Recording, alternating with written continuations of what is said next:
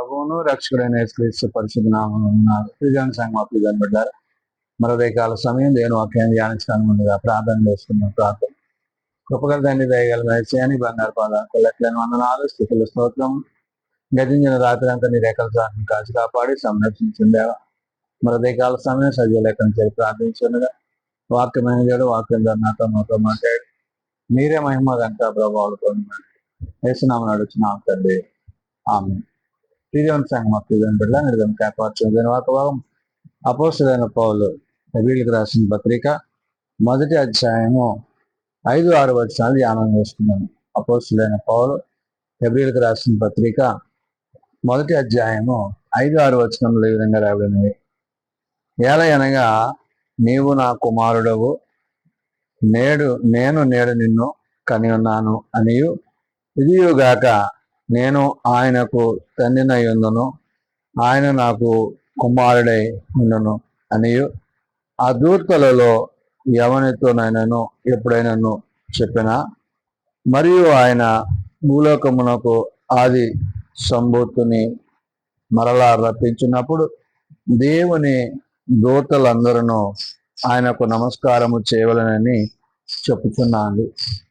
పౌలు Hebrew సంఘానికి పత్రిక రాస్తూ ప్రభువుని గురించి, ప్రభు యొక్క రాకడం గురించి, అంటే ఏది దేవుని యొక్క చిత్తమో, ఏది దేవుని యొక్క ఉద్దేశమో, ఏది దేవుని యొక్క ఆలోచన ఉన్నదో చెప్తున్నాడు.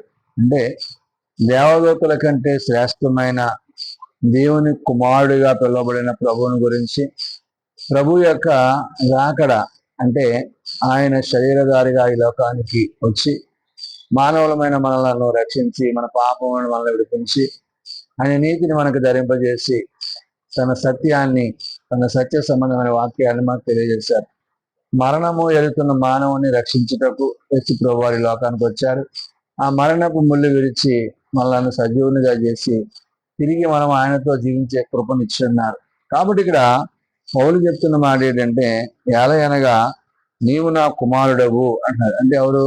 తండ్రి తన కుమారుడైన ప్రభువుని గురించి చెప్తూ, కుమారుడు తండ్రి యొక్క చిత్తాన్ని ఎలాగైతే జరిగిస్తారో అదేవిధంగా కుమారుని యందు విశ్వాసం ఉంచుతున్న మనము, అంటే ప్రభువునందు విశ్వాసించుతున్న మనము ఆ ప్రభువుని బట్టి, ప్రభు యొక్క మాటను బట్టి మనము జీవించాలి. కాబట్టి ఇక్కడ పౌలు చెప్తున్నమాట, నీవు నా కుమారుడవు అన్నాడు. ఎలాగా? ఏలయనగా అంటే దేవుని కుమారుడిగా ఉన్న యేసు ప్రభువుని గురించి మాట్లాడుతూ, నీవు నా కుమారుడవు, నేను నేడు నిన్ను కని ఉన్నానని. అంటే దేవుడు అంటే తన సొంత కుమారుని లోకానికి పంపించాడు. అంటే ఏంటి? ఏ పాపము లేకపోయినా మన పాపముల నిమిత్తము, మన అతిక్రమముల నిమిత్తము మనకు రావాల్సిన శిక్షను తొలగించి ఆయన తన కుమారుని మీద ఆ శిక్ష విధించి ఆ కుమారుని ఇక్కడికి పంపించాడు. కాబట్టి ఇక్కడ క్రీస్తుని గురించి పౌలు మరి హెబ్రీ సంఘానికి చెప్తూ అంటున్నాడు, నీవు నా కుమారుడవు, నేను నేడు నిన్ను కనినున్నానని. ఇదియుగాక అని అంటే ఏంటి? ఇంత మాత్రమే కాదు, ఆయన యొక్క తత్వం యొక్క మూర్తిమత్వాన్ని, ఆయన తేజస్సును, ఆయన మహిమను, ఆయనకు ఉన్న సమస్తమైన ఆ ఉన్నతమైన స్థితి ఏదైతే ఉందో దాని అంతటినీ కూడా ఇక్కడ పౌలు జ్ఞప్తిగా చేసుకున్నాడు. అందుకని అంటున్నాడు, నేను ఆయనకు తండ్రినై ఉందును, ఆయన నాకు కుమారుడై ఉండునని. అంటే తండ్రి కుమారుల యొక్క బంధాన్ని, తండ్రిని వేరుగా కుమారుని వేరుగా కాక వారిద్దరూ ఏక హృదయము, ఏకాత్మ కలిగి ఉన్నారనే విషయాన్ని ఇక్కడ పౌలు ప్రస్తావన చేశాడు. అంటే తండ్రితో ఆయనకును, ఆయనతో తండ్రికి ఉన్న సంబంధం ఏదైతే ఉందో అది నిత్య సంబంధమైనది. అది దేవుని యొక్క ఉద్దేశాన్ని బయలుపరిచేది విషయాన్ని ఇక్కడ గుర్తు చేశారు.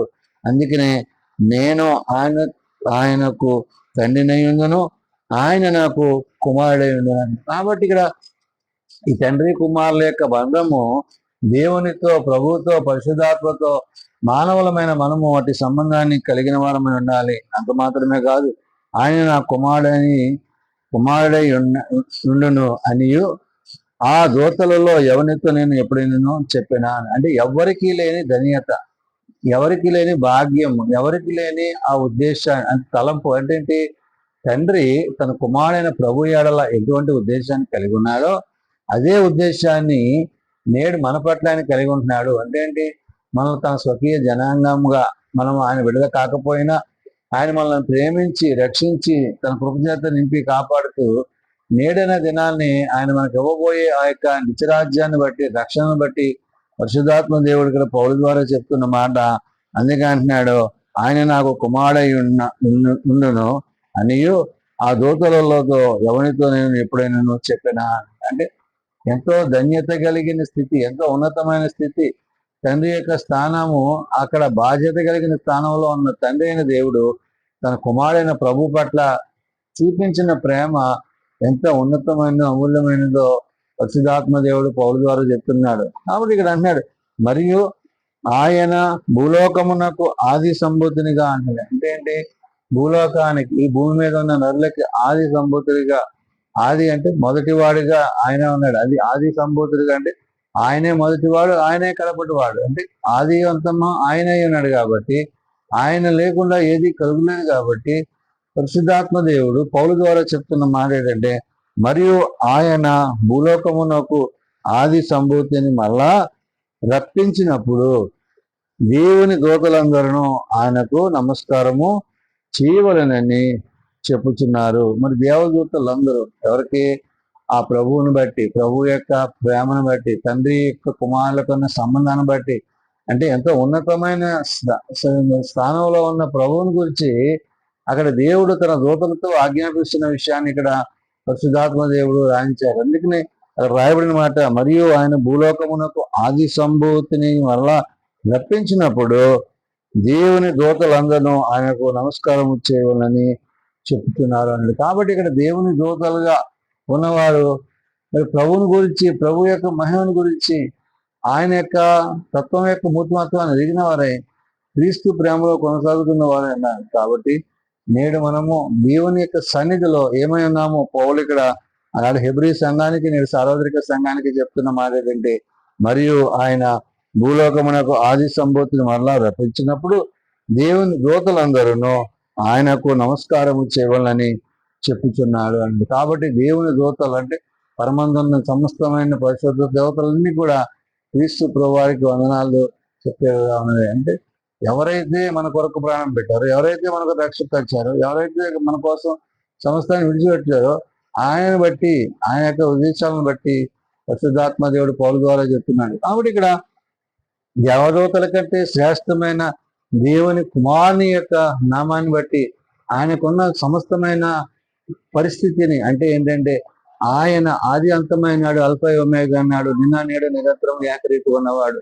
కాబట్టి విడువక ఎడబాయక మనల్ని ప్రేమిస్తూ కాపాడుతూ సంరక్షిస్తున్నాడు. కాబట్టి మనము ఆయనను బట్టి, ఆయన మాటను బట్టి నిత్యరాజ్యంలో, నిత్యత్వంలో ప్రవేశించే స్థితి మనం కలిగి ఉండాలని పౌలు తెలియజేస్తున్నాడు. కాబట్టి సమయమును సద్వినియోగం చేసుకుంటూ దేవుని యొక్క మాటల చేత, దేవుని యొక్క ఉపదేశాల చేత, ఆలోచనల చేత ప్రభువులో ప్రత్యక్షతలో మనము ముందుకు వెళ్ళినప్పుడు దేవుడు తప్పక మన పట్ల తన కార్యాన్ని జరిగించను. కాబట్టి ఎప్పుడైతే మనం ప్రభువుని విశ్వాసం కలిగి ఉంటామో ఆ విశ్వాసతను బట్టి పౌలు ఇక్కడ చెప్తున్నవాడు, మరియు ఆయన భూలోకమునకు ఆది సంభూతిని మళ్ళా రప్పించినప్పుడు దేవుని దూతలందరూ ఆయనకు నమస్కారం చేయవాలని చెబుతున్నాడు. కాబట్టి ఈ దూతలైన వారు, దేవుని సేవిస్తున్న వారు, సెరుపులు కూడా అక్కడ పరలోకమందు దేవుని దూతలు రాయబడిన మాట, అంటే ఏదైతే దేవుడు అక్కడ పలికాడో అదే అక్కడ ఆయన ఉపయోగించున్నాడు. కాబట్టి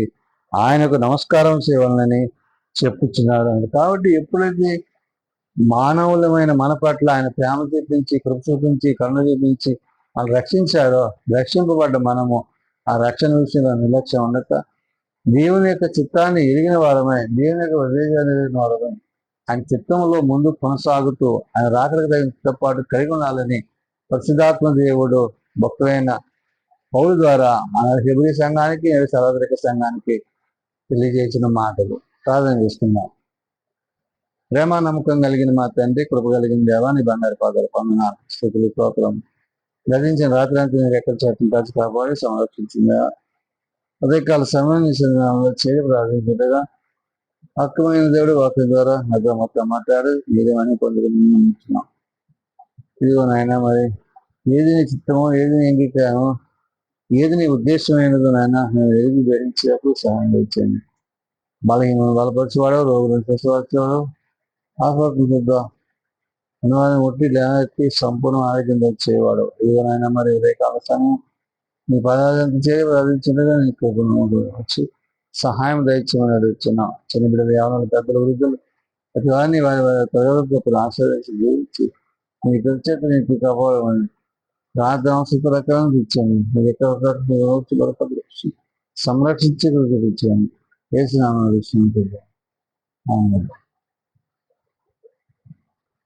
తండ్రి, కుమార, పరిశుద్ధాత్మ త్రియేక దేవుని దీవెన సదా తోడేయండి, సంరక్షించను గాక. ఆమేన్.